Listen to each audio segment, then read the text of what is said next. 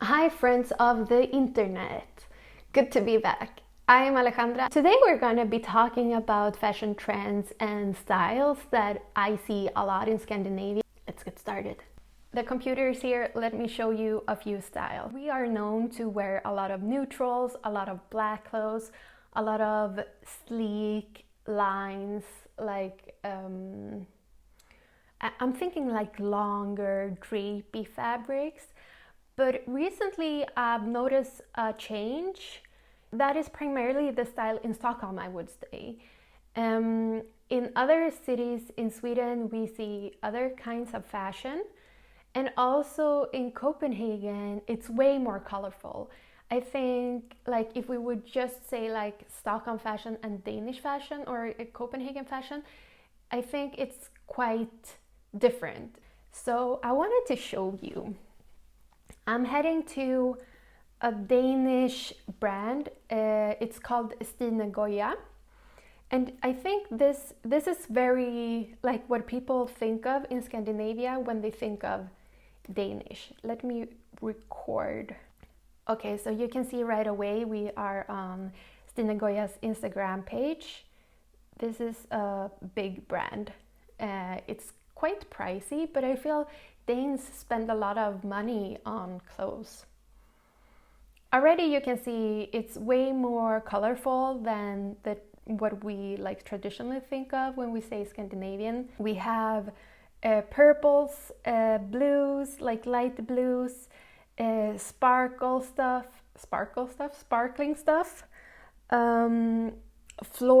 big floral patterns, other kind of silhouettes. So we have like the puffy silhouettes combined with a sleek, like a strappy dress. I feel this kind of print, this right here, this is very Stine Goya. So Stine Goya is known to do like floral prints that are kind of maximalist.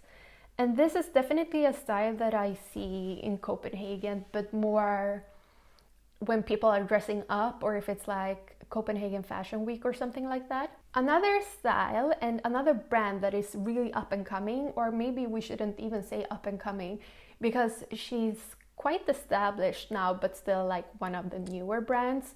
And her name is Cecilia Bansen, and that's also the name of the brand. This is a very like Instagram friendly brand. I think they have spent a lot of time on their Instagram marketing, which I appreciate. I really appreciate visual content.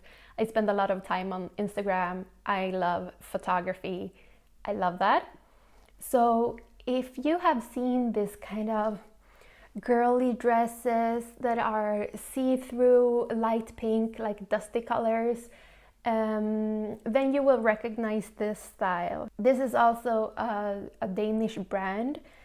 And when I saw Cecilia, the designer, at an event that I went to a couple of weeks ago during Fashion Week here, she was wearing, like obviously her whole little team was wearing her dresses. I think these dresses are quite expensive and they look very delicate, so I think they are very like handmade with love. Her dresses are kind of like the signature of her style are combining these kind of super girly dresses with very puffy, big puffy sleeves and like sheer fabrics, the transparent vibe, and combining them with, in my opinion, quite ugly shoes. I don't know, I think I don't know if you've seen my reel or anyone else's reel where they say like, it's Copenhagen Fashion Week, like put on your ugliest running shoes. Running shoes combined with girly dresses is definitely, that's a thing here in Copenhagen for sure. When you go to like stores in Chile, this was in the 90s, I don't know if this is still a thing, but they have this special perfume that they put on babies, and you have like a blue, light baby blue bottle and a pink bottle. I guess that's only marketing because I don't remember if they had the same smell or not, but it kind of makes me think of that, like those bottles, because it's like light blue pink, like it's something like baby-like, something very sheer and delicate about her style. I really enjoy her dresses and I feel inspired by them when I sew things myself, even though I'm not a professional seamstress, I'm not a professional designer, I just design for myself. And I think these dresses always have like intricate details, like a little cutout somewhere. I really like this. Here are the shoes I was talking about.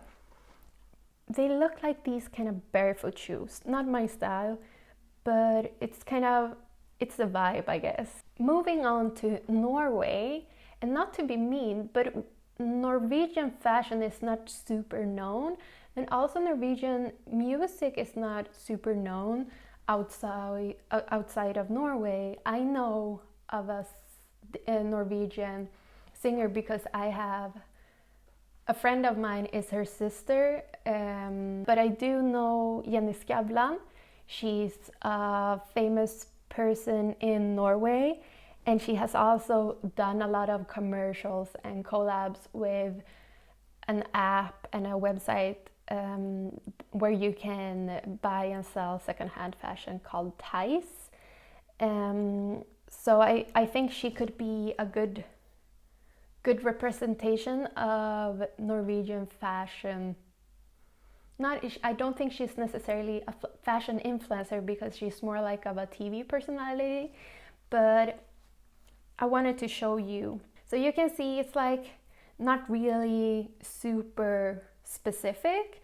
We have like some dresses here, but also a lot of like kind of more everyday styles. A lot of white shirts. I don't know, what would you say about this? Like, obviously she hosts TV shows and she does a lot of that, so I guess she has some nice dresses. But I can't really, if I'm saying like Norwegian, I think of like these knitted Norwegian sweaters, and I think of like fisherman fashion rather than influencer fashion. I don't know, maybe I'm being ignorant. Maybe I just don't know. That can be the case.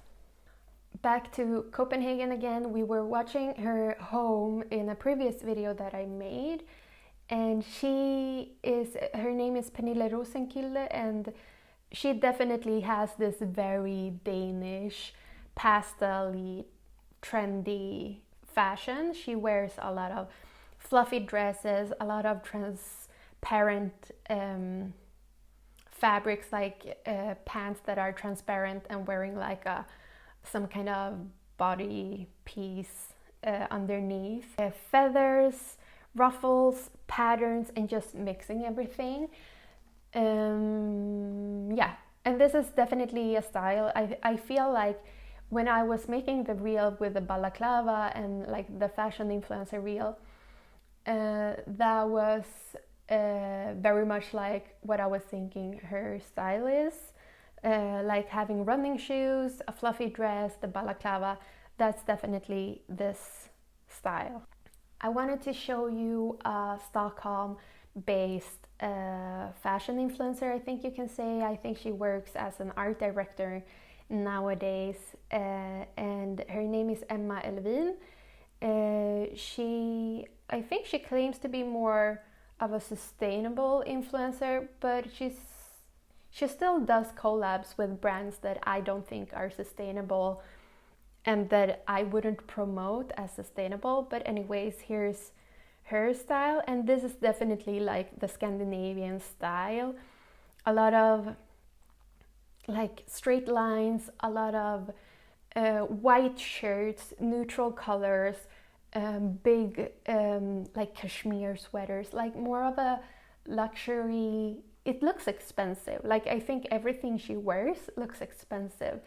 Also, I think she also works or has worked as a model. She's quite tall and slim and like traditionally very beautiful, and she always has like delicate jewelry, and her home looks perfect.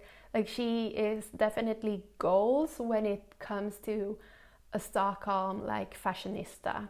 So a lot of beige color, a lot of black, navy, that kind of style is definitely what I think of when I think of Emma Elvin and Stockholm influencer fashion.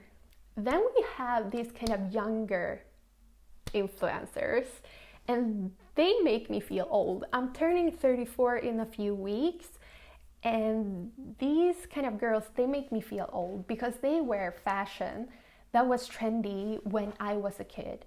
They wear like low-waisted jeans that are bootcut. They wear like the small bag paired with a chunky sweatshirt from like a sports brand, maybe a cap, like a sporty cap. Things are already coming back. Then I'm like, wow, I'm my mom now. So this is definitely something I see on the younger girls here in Copenhagen, and I think also in Stockholm, because I've seen this on Stockholm influencers as well. So their style is more like the leather jacket that my mom had when she went to party when I was a kid, like a shorter, tighter biker jacket. Yeah, the sporty stuff paired with glammy stuff. I don't know this influencer very well, Claudia Bimra. She's from Copenhagen, but I thought she was a good example of the style. Also, there is another girl called Matilda Järv, which is, I think she's one of the richest kids in Stockholm, because she launched a brand a few years ago and now she's making millions and it's insane. She also looks like the supermodels from the 90s. So here we have this kind of sporty biker leather jacket again. This style is very, this actually looks almost like what I'm wearing right now, but she has the turtleneck. This style feels very late 90s, beginning of the millennial to me. This kind of style also, maybe not always like the item themselves, but paired in a way that makes me think of like Robin in the 90s. That's definitely a style that a lot of influencers in Scandinavia have right now. The cargo pant, the oversized blazer, the knee-high leather boots, the cute, there was something called like a party top. I think this is like what we called it in Sweden, but it's obviously English. Party toppen, the party top.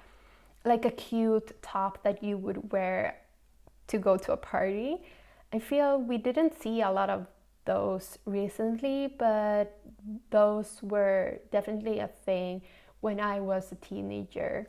I remember I had like a thin, like with thin straps, and I think it was brown or maybe it was dark green, and then it had like, it was like a jersey, like cotton top, and then over it was like a sheer fabric, and then it had like a little bow here, like between my non-existing boobs, and I felt very sexy, I guess, in that when I was 12.